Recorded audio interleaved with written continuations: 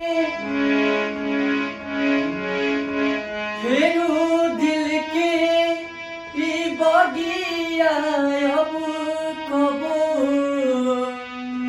आबाद ना होई। सिवा तुहरा रहेला प्यारी कबो तहरा बाद ना होई।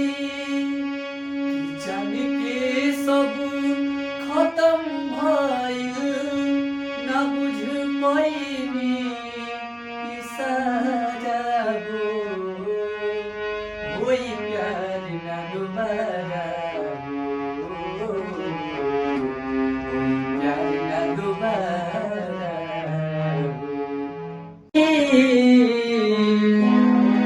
अरे तहरा मोहब्बत में अरे जिंदगी खराब हो गई।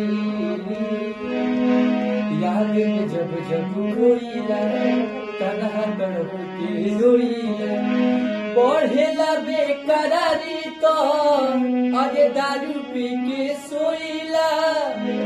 अब तो बंदी अखिया में लौके सुरतिया मिलन हो खराब हो गई। तहरा मोहब्बत में अरे जिंदगी खराब हो गई।